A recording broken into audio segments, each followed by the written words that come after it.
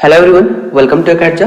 तो जैसा कि आप देख सकते हो इस वीडियो का जो सब कॉन्सेप्ट है वो है एयरक्राफ्ट विंड प्रॉब्लम, जो कि again relative motion in two dimension का एक बहुत ही इंपॉर्टेंट एप्लीकेशन है। तो इस वीडियो में हम लोग देखेंगे कि एयरक्राफ्ट विंड प्रॉब्लम्स में होते क्या हैं, इसके ऊपर क्वेश्चंस यूजुअली किस तरह से फ्रेम किए जाते हैं और वैसे क्वेश्चंस को हमें किस तरह से अप्रोच करना है, राइट। तो अगेन ये जो एयरक्राफ्ट विंड प्रॉब्लम्स है ये रिवर बोर्ड प्रॉब्लम्स जैसा ही कुछ एप्लीकेशन है, जिसमें कि हमें याद होगा कि हमने रिवर बोट वाले केसेस में भी पढ़ा था कि v ऑफ क्या लिखते थे अपन, v of B G that is velocity of boat with respect to ground is equals to क्या होता था, velocity of boat with respect to river plus of velocity of river with respect to ground, right. तो very similar यहाँ पे हमें कुछ नया नहीं करना है, बस जहाँ पे बोट है उसको हम प्लेन से रिप्लेस करेंगे और जहाँ पे रिवर है उसको हम लोग विंड से रिप्लेस करते हैं इसी इक्वेशन में। तो हमें क्या मिलेगा बोलो, v बोट को अगर हम प्लेन से रिप्लेस करते हैं दैट इज p से, तो velocity of plane with respect to ground जो होगा वो क्या मिलेगा हमें, velocity of plane with respect to wind plus of velocity of river की जगह पे हमें क्या रखना है, wind with respect to ground. So हमें इस पर्टिकुलर फॉर्मूला का याद रखना है जो कि हम लोग इस पूरे सब कॉन्सेप्ट की वीडियोस में यूज़ करेंगे to solve any numerical problems, right.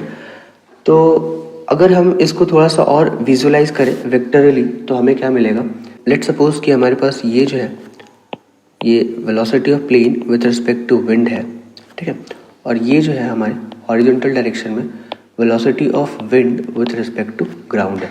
तो ये जैसा कि हम देख सकते हैं ये जो दो वेक्टर क्वांटिटीज़ हैं ये दोनों सेम ऑर्डर में है, तो इसका कुछ ना कुछ रिजल्टेंट निकल कर आएगा। तो जो रिजल्टेंट होगा वो कुछ इस डायरेक्शन में होगा और जो रिजल्टेंट की वैल्यू होगी वो क्या होगी बोलो, velocity of plane with respect to ground, right. तो अगर आपको रिवर बोट प्रॉब्लम्स के ऊपर कमांड है तो it's very easy for you, आप इसको बहुत ही इजीली सॉल्व कर सकते हो। अगेन जैसा कि हम लोग रिवर बोट प्रॉब्लम्स वाले केस में भी देखते थे कि अगर बोट परपेंडिकुलर ट्रैवल कर रहा हो, लेट सपोज ये बोट था हमारा और ये परपेंडिकुलर ट्रैवल कर रहा होता था और इधर से रिवर की फ्लो होती थी, तो जो बोट होता था उसका पाथ थोड़ा सा डेविएट करके कुछ इस पाथ को फॉलो करता था और ये जो निकल कर आता था नेट ड्रिफ्ट निकल कर आता था, राइट। तो यहाँ पे भी कुछ ऐसा ही केस होगा कि सपोज कर लो कि हमारा जो प्लेन है वो साउथ से नॉर्थ की डायरेक्शन में ट्रैवल कर रहा है, राइट, और जो विंड है वो कुछ इस डायरेक्शन में that is from west to east direction में फ्लो कर रहा है। तो ऑब्वियसली जो प्लेन होगा उसमें कुछ ना कुछ उसके पाथ में कुछ ना कुछ डिस्ट्रैक्शन आएगा और उस डिस्ट्रैक्शन के कारण अगेन यहाँ पे भी कुछ ना कुछ ड्रिफ्ट हमें मिलेगा, ठीक है। तो जो ये जो ड्रिफ्ट होगा वो किसकी वजह से हो रहा है, वेलोसिटी ऑफ विंड की वजह से हो रहा है। तो अगर हम इसके केस में भी अगर ड्रिफ्ट निकालना चाहें तो क्या मिलेगा, velocity of wind with respect to ground into time of fly, है ना, कितनी देर तक के लिए एरोप्लेन फ्लाई किया, अगर वो टाइम हमें पता है तो हम क्या निकाल सकते हैं, इसके केस में भी ड्रिफ्ट को फाइंड आउट कर सकते हैं, ठीक है। So this was all about the theoretical part. अब हम इसके ऊपर कुछ क्वेश्चंस लेते हैं तो देखते हैं कि क्वेश्चंस में क्या कहता है, राइट। तो चलिए हम लोग एक क्वेश्चन लेते हैं इसके ऊपर, जिससे कि हमें थोड़ी और बेटर क्लैरिटी मिलेगी और हम बेटर रिलेट कर पाएंगे। तो क्वेश्चन कहता है कि an aeroplane flies toward west at 240 kilometre per hour and after 1 hour it is at a position 300 kilometre west and 80 kilometre south of its starting point as seen from ground. So find the velocity of wind, ठीक है। तो जैसा कि आप देख सकते हो कि इनिशियली जो आपके पास velocity of plane with respect to wind जो है वो दे रखा है 240 kilometre per hour toward the west that is minus of i cap के डायरेक्शन में गिवन है, ठीक है।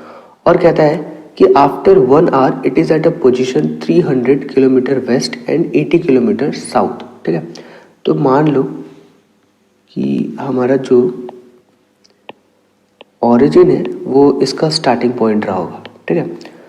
तो 1 आवर के बाद ये इस डायरेक्शन में कितना चला बोलो, 300 किलोमीटर, और जो डाउनवर्ड डायरेक्शन में साउथ के डायरेक्शन में चला वो कितना चला बोलो, 80 किलोमीटर, है ना। 1 आवर के बाद ये वेस्ट के तरफ 300 किलोमीटर चला और साउथ के डायरेक्शन में 80 किलोमीटर चला। तो अगर हम इसका रिजल्टेंट निकालें तो हमें क्या मिलेगा,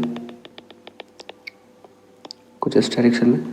तो जो रिजल्टेंट होगा वो क्या होगा, डिस्प्लेसमेंट। डिस्प्लेसमेंट क्या निकल कर आएगा, 300 along minus of i cap minus 80 of J cap, right. तो ये जो होगा हमारे पास नेट डिस्प्लेसमेंट निकल कर आएगा और जो टाइम था वो हमारे पास क्या है, 1 आवर, ठीक है। तो जो नेट स्पीड होगा या फिर नेट वेलोसिटी कह सकते हो, that is v of plane with respect to ground, जो निकल कर आएगा वो क्या आएगा, टोटल डिस्प्लेसमेंट क्या है 300 along minus of i cap minus of 80 along j cap upon time taken, that is 1 hour. That is simply 300 minus of 300 i cap minus of 80 J cap, right. तो ये जो होगा हमारे पास P G, that is velocity of plane with respect to ground निकल कर आ गया, ठीक है।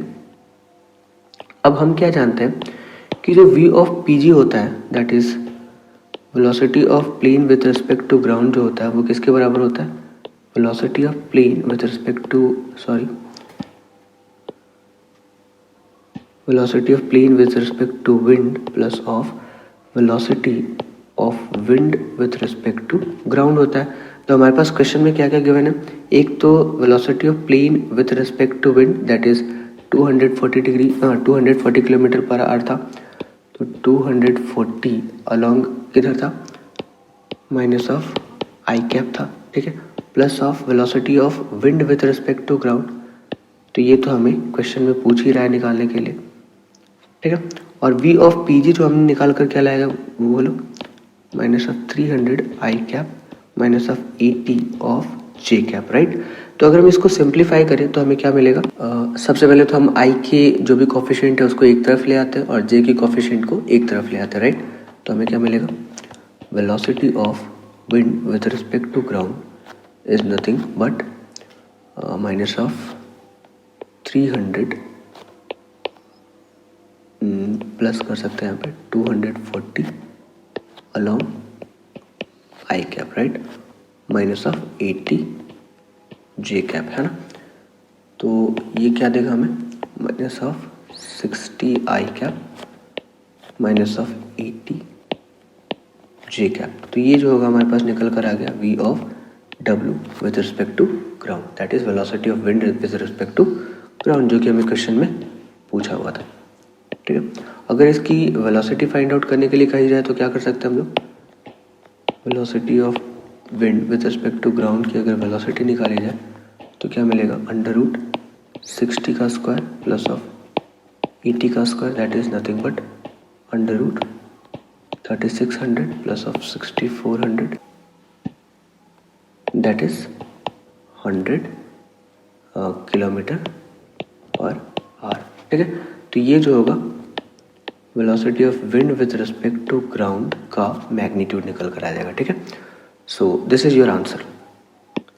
तो चलिए एक क्वेश्चन और लेते हैं हम लोग इसके ऊपर, तो हमें थोड़ी और भी बेटर क्लैरिटी मिलेगी। तो जो हमारे पास सेकंड क्वेश्चन है उसमें कहता है कि an aeroplane has to go from a point A to another point B which is 1000 kilometre away due 30 degree west of north and the wind is blowing due of north at a speed of 20 meter per second. The air speed of the plane is 150 meter per second. If the angle at which pilot should head the plane to reach the point B is sin inverse 1 upon n, then find the value of n. So initially हमारे पास question में कुछ ऐसा given है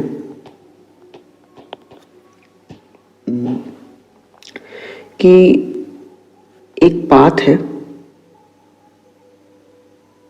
जो कि अगर ये हमारा डायरेक्शन कन्वेंशंस है, लेट्स सपोज दिस,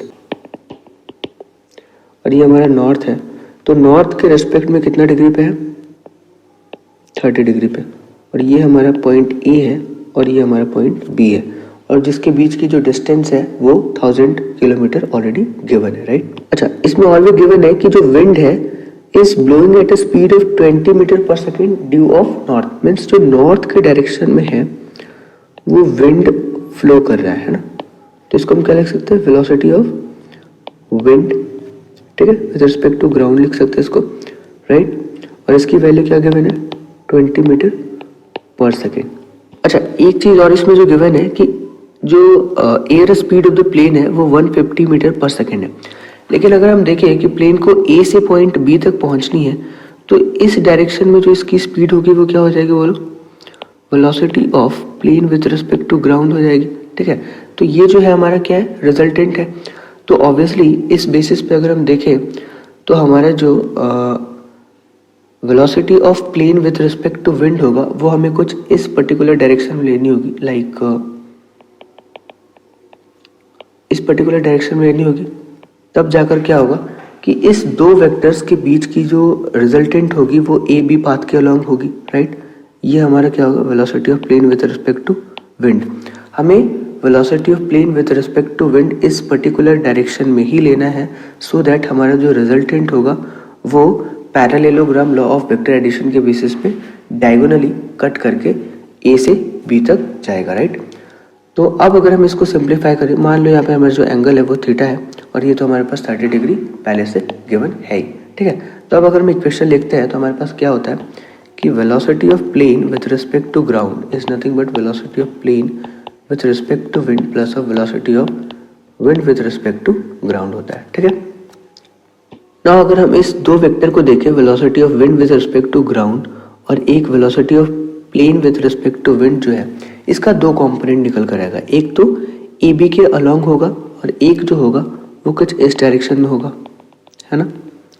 एक इस डायरेक्शन में होगा और एक ए बी के डायरेक्शन में होगा। Similarly velocity of plane with respect to wind का भी एक कंपोनेंट ए बी के अलोंग और एक कंपोनेंट जो होगा वो कुछ इस डायरेक्शन में होगा।